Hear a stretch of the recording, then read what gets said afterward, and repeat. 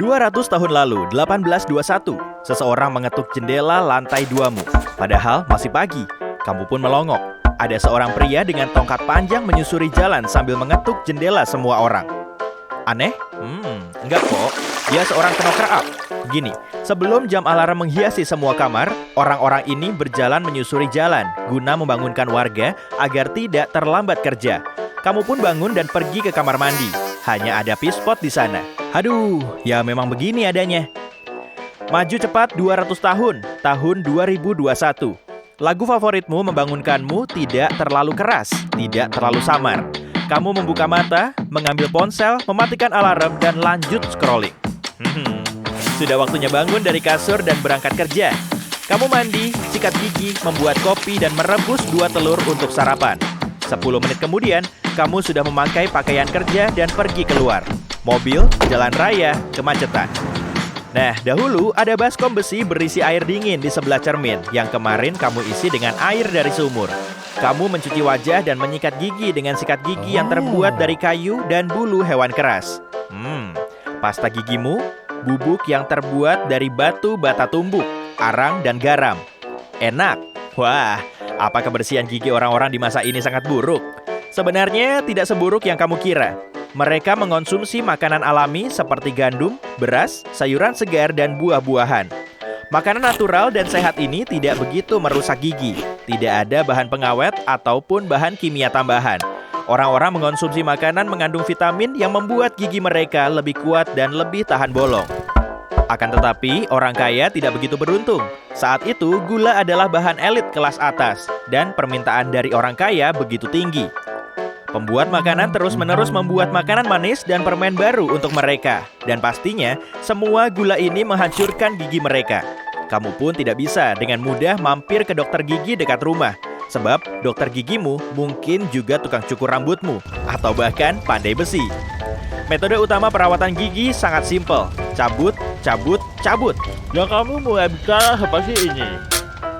Untungnya, gigimu baik-baik saja. Kamu jarang makan gula. Kamu juga tidak mandi, karena sudah mandi 7 hari lalu. Alasannya, menimba air dari sumur agak merepotkan. Kamu pun menyalakan api dan menaruh piring tanah liatmu di dekatnya untuk memanggang makanan mirip tortilla. Kemudian, kamu mendorongnya dengan segelas susu yang tentunya hangat. Kamu tidak punya kulkas, sama seperti orang lain. Seekor katak berenang di gentong susumu. Kamu tahu tentang tips ini dari seorang pelancong aneh yang kamu temui tempo hari.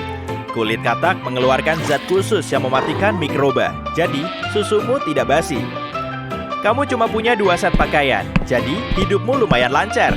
Salah satu pakaianmu sedang ada di penjahit. Setelan favoritmu yang kamu cuci menggunakan lindi di sungai kemarin sudah kering dan siap. Kamu mengenakannya. Ya ampun, bajumu berlubang lagi. Ngengat-ngengat ini rakus sekali. Kamu pun keluar. Jalanannya kotor dan baunya parah. Orang-orang membuang berbaskom-baskom cairan ke jalan. Dalam beberapa dekade, semua rumah baru akan terhubung ke sistem pasokan air. Wow, kemajuan. Kamu naik kereta kuda, memberikan koin ke Pak Kusir, dan naik. Di masa sekarang, kamu sedang merayap di jalan raya. Menyebalkan sekali. Ada ratusan mobil lain dan udaranya panas sekali. Kamu menyalakan radio satelit. Mungkin ada informasi menarik. Wah, keren. Wahana penjelajah NASA paling anyar baru saja mengabadikan foto baru di Mars. Nah, dahulu saat naik kereta kuda, kamu mendengar teriakan penjual koran. Kamu meminta Pak Kusir berhenti dan membeli koran. Halaman depannya mengatakan bahwa Michael Faraday baru saja menciptakan prototipe motor listrik. Kamu tidak paham apa artinya. Jadi, kamu langsung membuka lembaran berikutnya. Kemacetan akhirnya selesai. Suara indah dari aplikasi navigasimu mengatakan kamu akan sampai di tempat tujuan dalam beberapa menit. Wah, Pak Kusirmu tidak ingat jalan ke tempat yang kamu tuju. Jadi, dia sering berhenti untuk menanyakan arah. Kamu pun tiba di kantor, duduk di meja, membuka laptop, dan membalas beberapa email dengan cepat. Kamu akhirnya sampai di tempat kerja, pabrik tenun terbesar di kota. Kamu melewati deretan mesin tempat pekerja menjahit, lalu ke ruanganmu dan menutup pintunya. Pulpen pertama di dunia baru ditemukan beberapa dekade lagi. Jadi, kamu mengambil pena bulu andalanmu. Kamu membaca sejumlah surat dan menulis sesuatu di buku harianmu. Jam makan siang. kamu dan rekan kerjamu memesan catering bisnis spesial dan memakannya di ruang istirahat.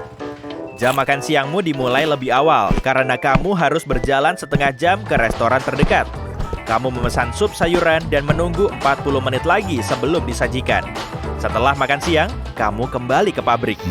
Saat sedang mengemas barang, kamu mendapatkan chat terbaik hari ini. Temanmu mengadakan pesta malam ini. Kamu membalasnya dengan banyak emoji. Begitu keluar dari kantor, kamu langsung ke rumah untuk mandi dan ganti baju. Tanganmu makin kaku karena terlalu banyak menulis. Kamu sudah membuat sekitar 40 lembar laporan akuntansi. Seorang pria muda datang dan memberimu amplop.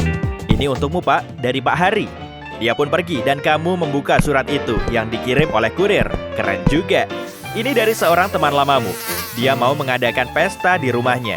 Semua orang diminta datang untuk mendengarkan keponakannya bermain musik. Malam yang menarik, musik bersama teman-teman favoritmu. Indah sekali. Kamu sampai di rumah, masuk ke kamar mandi dan mengenakan pakaian paling kece, tapi tidak terlalu mencolok. Kamu pun siap. Kamu memesan mobil lewat ponsel dan 15 menit kemudian kamu sampai di rumah kecil.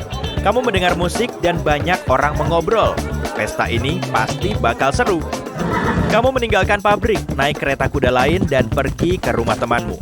Sebelum itu, kamu mampir ke penjahit, mengambil setelanmu yang lain dan memintanya memperbaiki lubang di kaosmu. Perhentianmu selanjutnya adalah ke sebuah rumah megah.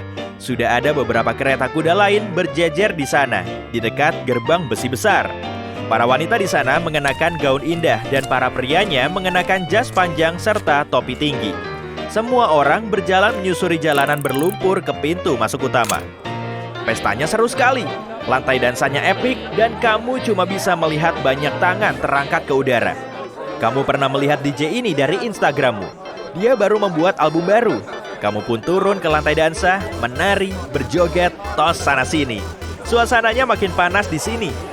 Sekarang kamu ke dapur untuk mencari minuman dingin. Ini adalah salah satu pesta terbaik dalam hidupmu. Seorang wanita cantik mulai melantunkan melodi yang indah di pianonya. Ini adalah Sonata nomor 31 karya Beethoven, salah satu lagunya yang paling terkenal. Kamu duduk di sofa mewah bersama tamu lain dan menikmati musiknya. Semua bertepuk tangan dan bersorak dan makin menggila ketika lagunya berakhir. Respons apa lagi yang bisa kamu lakukan setelah mendengar Beethoven? Asik, musik jedak-jeduknya makin seru dan kamu terus berjoget sesuai irama dengan yang lain. Bassnya menggetarkan lantai, dinding, dan dirimu. Segera setelah konser ini selesai, tuan rumah mengundang semua tamu ke ruangan lain berisi prasmanan besar. Lobster, buah, sayuran panggang, roti hangat, roti gulung, kaviar merah dan hitam. Kamu tidak mau terlihat heboh, tapi kamu makan banyak sekali sampai perutmu mau meledak. Seseorang mengetuk pintu dan ternyata kiriman pizza, kentang goreng, dan sodanya sudah tiba. Mantap. Malam hampir berakhir. Kalian mengobrol sejenak, menari waltz, minum teh, dan makan buah lagi sebagai hidangan penutup. Sekarang sudah waktunya pulang. Kamu berjalan menyusuri jalanan berlumpur dan kereta kuda kembali menjemputmu.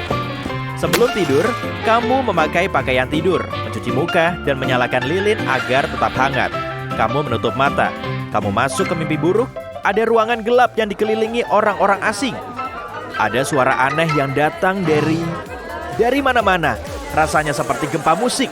Kamu ikut menari, tapi gerakannya lebih heboh daripada tarian manapun yang pernah kamu lihat.